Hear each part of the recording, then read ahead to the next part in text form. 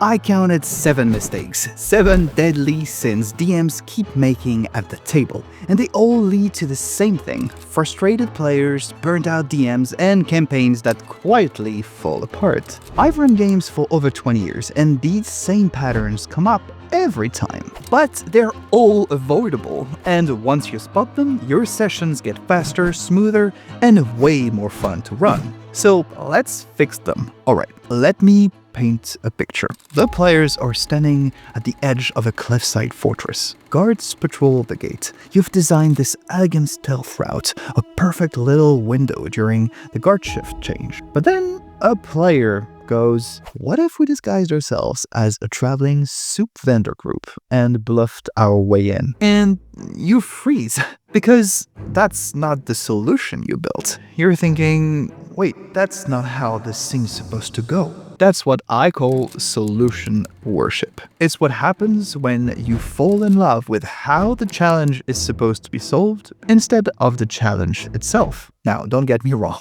We've all done it. You build this intricate puzzle, a morally complex social scene, a multi-part heist with clever branching paths. And then the players show up with a metaphorical crowbar and a backpack full of rope and start going off book. And part of you just wants to say, no, that's not how this works. But here's the problem. This is a creativity game. And if you start finding creative answers just because they're not your answer, then your table slowly turns into a guessing game. Your players stop trying to be inventive and start trying to read your mind. They stop solving the problem and start trying to solve you. And that's the death of flow. So how do you fix it? Your job as a DM isn't to hand players a riddle and then a frown when they solve it wrong. Your job is to throw interesting problems at smart, creative people and then watch what happens. So here's how I like to prep for that. Before the session, write down the challenge and one example solution. Like, if the problem is the guards blocked you on the gate, my example might be sneak past during shift change. But that's just a sketch, not a script, not a requirement. When players come up with something unexpected, ask, what would that look like? Not, but what about? Or that won't work because... Let the new idea breathe. Ask what it would take, what it might trigger, what could go wrong. And most importantly, celebrate when they surprise you. If they incite a tavern brawl 3 streets over to draw the guards away, that's not a failure of your design. That's exactly what D&D is for. Okay. The guards take off running.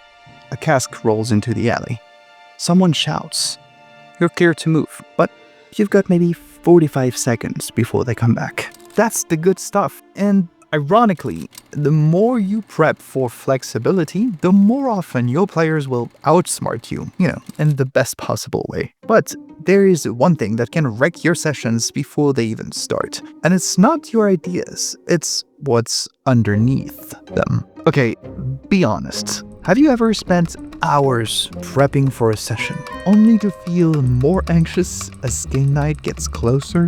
You wrote out full NPC backstories, mapped every room, even created a secret backup villain, just in case. And yet, when the session starts, let's do this, you're tense, you feel underprepared. And when players go off the rails, spoiler, they will, you freeze. And that's not just burnout. That's what I call perfection paralysis. Here's what's happening. You don't trust that future you will be able to improvise at the table. So you try to prep for every possible outcome, every detour, every line of dialogue, every damn weather contingency. But all that just-in-case prep doesn't make you safer. It makes you fragile. Because the moment something happens that isn't in your notes, you lose your footing. You're like a traveler who packs 3 suitcases for a weekend trip. Not because you need that many outfits, but because deep down you don't believe you'll be able to figure things out when you get there. And here's the thing. all that prep no one asked for just drains your energy before the session even starts. Your NPCs feel flat because you're too tired to bring them to life. Your voice tightens, your energy dips, you're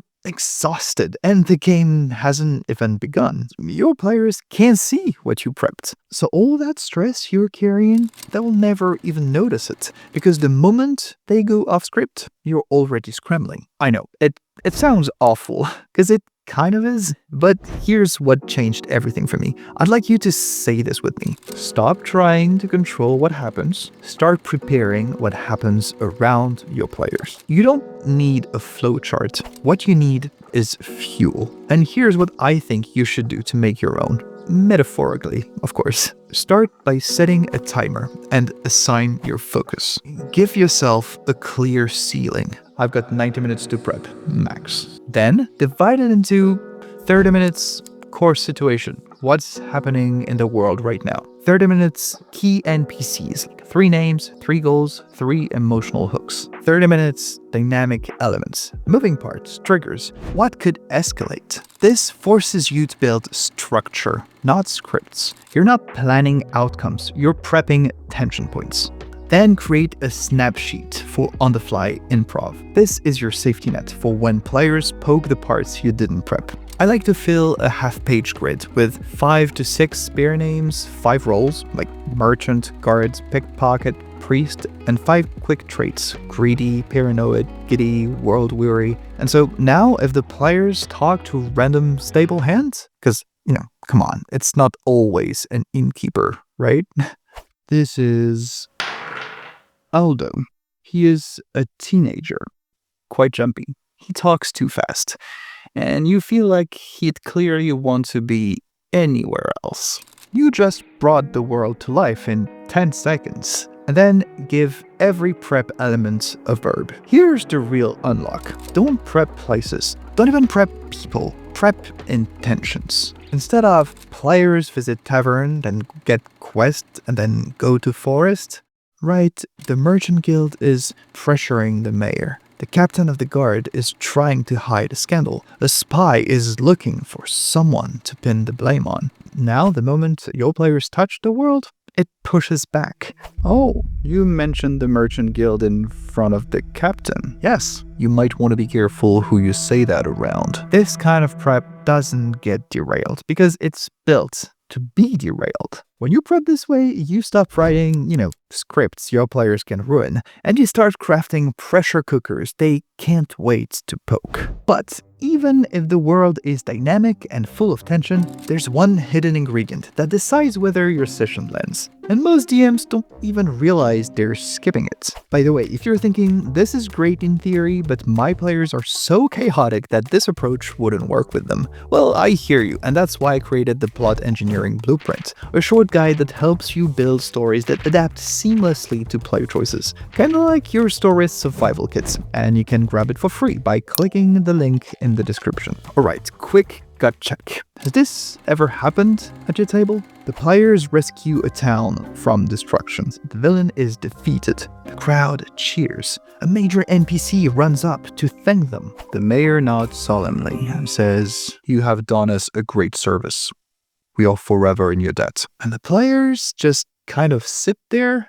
It's not a bad moment, but it doesn't land. That's what I call emotional hoarding. It's when you, as the DM, experience the game from a place of emotional distance. Everything is polished, professional, even well-paced, but nothing hits, because your world doesn't react emotionally to what the players do. And your players can feel it. You might be doing this without even realizing it. You're keeping a straight face, staying composed. After all, you've got a lot to manage. Rules, pacing, NPCs, voices, scene transitions. But here's the thing. If you don't care, emotionally, why should the players? That's the job.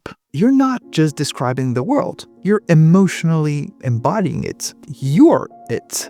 And when that layer is missing, well, it's like watching a news anchor deliver every story, fire, flood, or, puppy parade, with the exact same tone. Eventually, nothing feels important anymore. Your job isn't to be a neutral narrator or a rules referee. It's to be an emotional conductor, to tell the table what matters without having to say it out loud. So here's how I like to do it. First, anchor each major NPC in one exposed emotion. Not three, not some subtle spectrum. One dominant emotion that leaks out even when they try to hide it. The stern captain who always shows flickers of pride when talking about her soldiers. The merchant who keeps nervously fingering her coin purse. This gives you something to play in every interaction, and it tells your players this world is watching. Then let NPCs react deeply to what the players do. Don't just say they thank you. Make the moment crack open.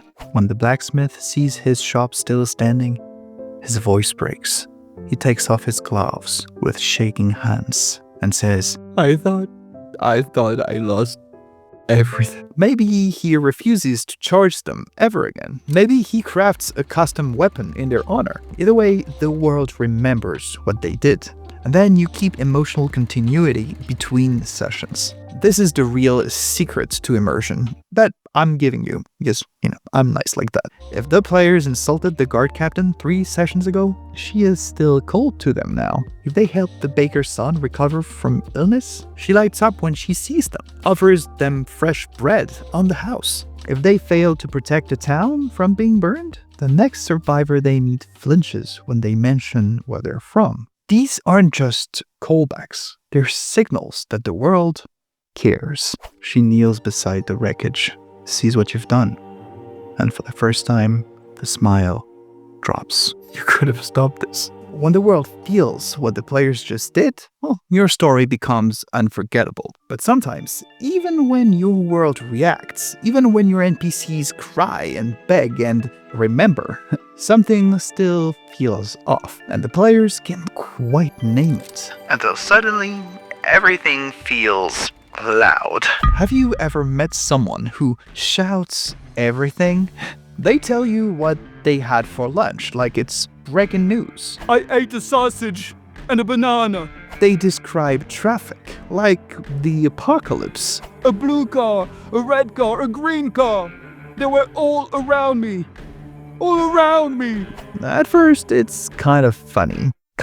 Sorry, French humor. But then it's just noise. And when they actually yell fire one day, well, you barely look up.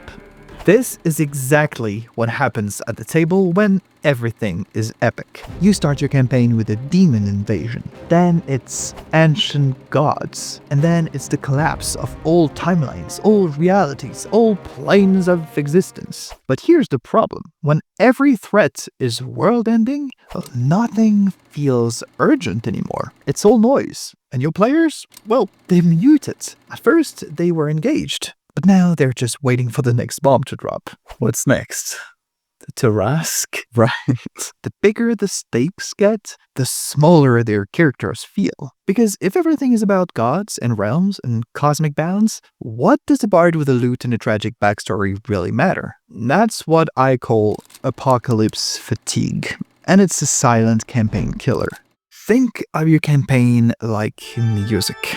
It's not the loudest moment that hits the hardest. It's the contrast. If everything is shouted, players stop listening. Here's how to make your world feel more epic by starting smaller. First, anchor the campaign in personal stakes. Before the kingdom falls, well, let them save a single child and watch the ripples spread. Players don't bond with the realm. They bond with people, with faces, with names. Then let small victories breathe before escalating. When the party saves the village, don't instantly drop, but they were pawns of a greater evil. Your bomb. Celebrate first. Have a festival in their honor, with children running around and a toast from the mayor, tears in his eyes. Give them a moment where they feel like heroes before you show them what's coming over the horizon. And then earn your high-stakes moments with emotional gravity. Don't just threaten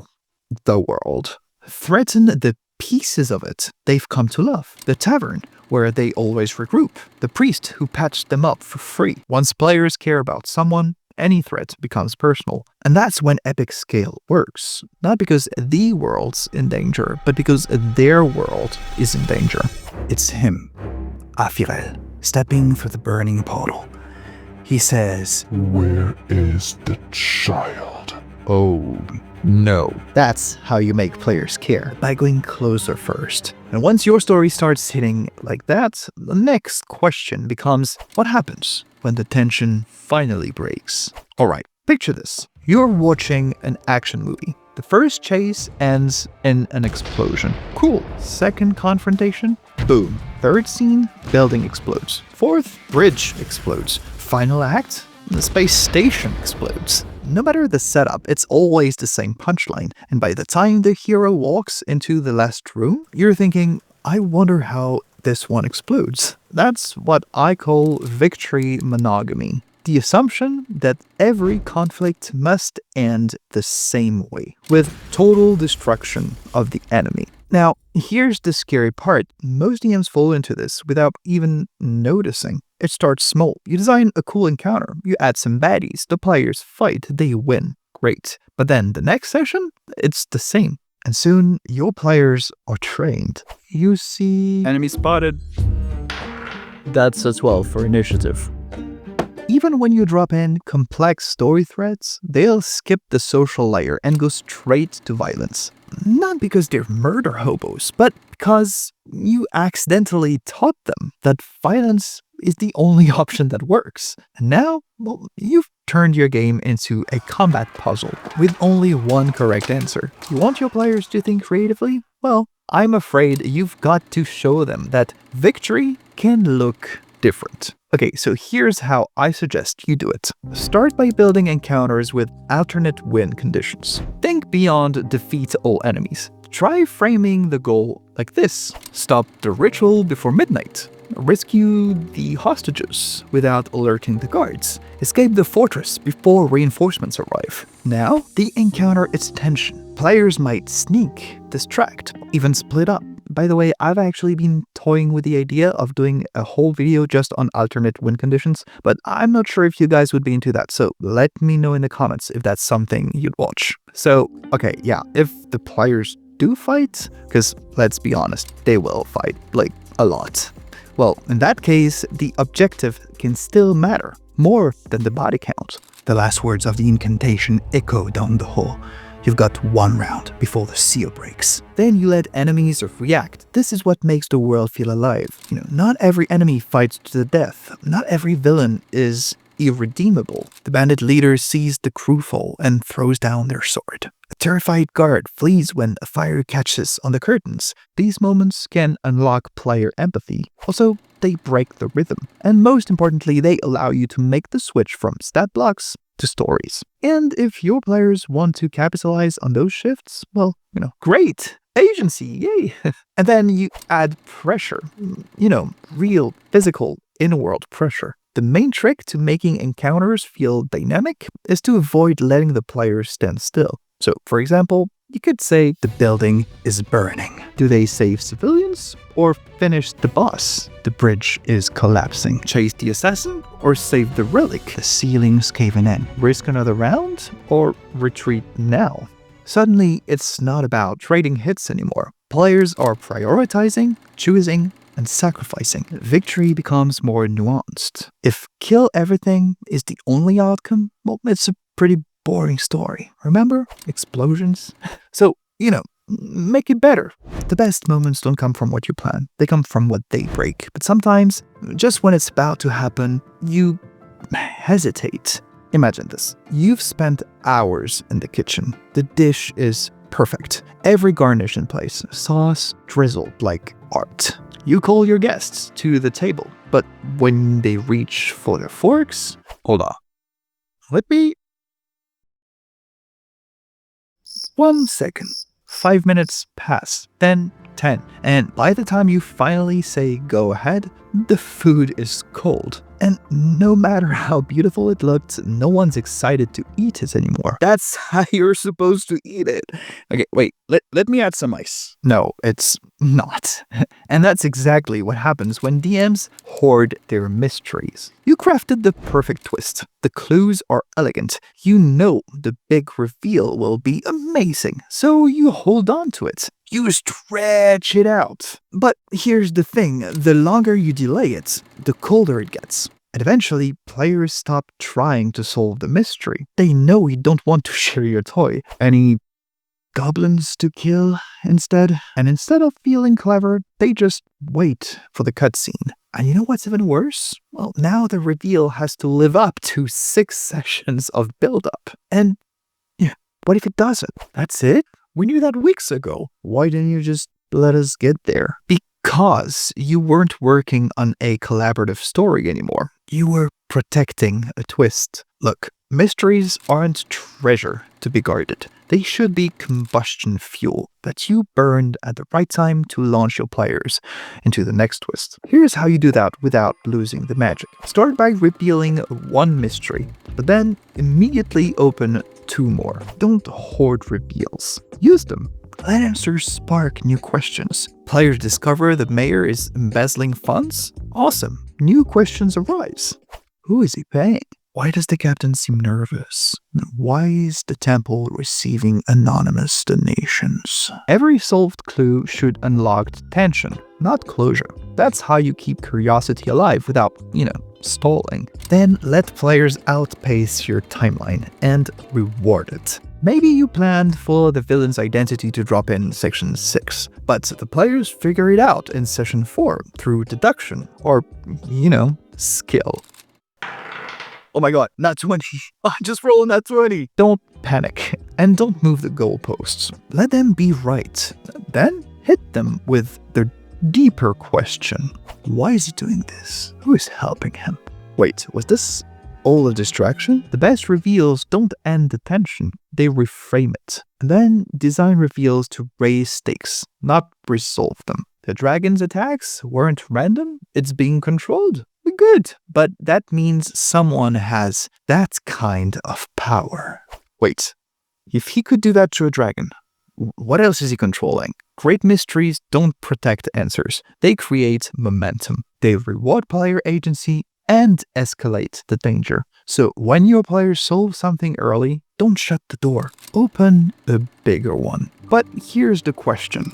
What if the real problem isn't your story? What if the thing pulling your game off course is happening in the background without you even noticing? Okay, so we all know someone like this. You're at a dinner. Amazing place. Oh, thanks. Chatting about your trip to, say, Italy. You mentioned Rome. The food, the fountains, the vibe. So, did you know that Rome has more fountains than any other city in the world? And they immediately jump in with, actually, this reminds me, did you know there's this rare aqueduct system most tourists never hear about? Suddenly, you're not sharing anymore. It's solo test. Every detail you offer is just ammunition for some twisted trivia duel you didn't ask for. And next time? So, have you been to Rome recently? Oh, no. I haven't traveled in a while. So, anything new at work? That's what happens when a DM secretly competes with their players. It might not look like hostility, but underneath the surface, you are keeping score. Players try something clever, you shut it down. They guess the twist early, well, you move the clues. We've been over that. They bypass your dungeon with a single spell, you say, that doesn't work. Sorry. Point is, you're not building with them. You're defending what you built. And the worst part, sometimes it hurts to say it. Yeah, it feels good. You want them to struggle. But here's the truth. When the DM wins, well, they can't win. This is a collaborative game. So, yeah, everyone loses. The story stops feeling collaborative. The players stop trying weird ideas. They look at each other, then at you, and say, what do you want us to do? And boom, Congratulations, you just killed the game. The goal is not to stump your players. It never was. It's to make them feel clever, capable, and powerful inside a world that responds to their ideas. So here's how you shift that mindset at the table. When they break your challenge, you celebrate and don't retaliate. Players drop a silent spell at the perfect moment and wreck the villain's monologue? Don't think, there goes my prep. But instead, hell yeah, look how smart they are. A challenge that lets players feel smart is worth 10 that make them feel stupid. Because that's still your story too. It always was. Then design moments that showcase their strengths. If someone built a charming bard, well, don't nerf charm spells every time. Give them noble courts to dazzle. If there's a rogue who's maxed stealth, well, don't fill every dungeon with magical alarms. Let them slip past guards. Gather dirt no one else could get. Is that? Yes. Best dirt in the world. You're not there to test their build. You're there to create situations that let them shine. And then when they surprise you, say it out loud. Seriously, use the words. That's awesome. It tells your players this world listens to you. They help you co-author the world. You're running a game where their ideas matter. When you avoid these 7 sins, your table transforms from a place where players enjoy your story to a place where they go create something none of you could have imagined alone. But here's the thing. Even when you're collaborating beautifully with your players and avoiding all these mistakes, sometimes your locations still feel empty. You've got the tavern, the market, the captain of the guard, but players walk through like it's cardboard. So click on this video next to learn why most D&D cities feel empty and how to fix it.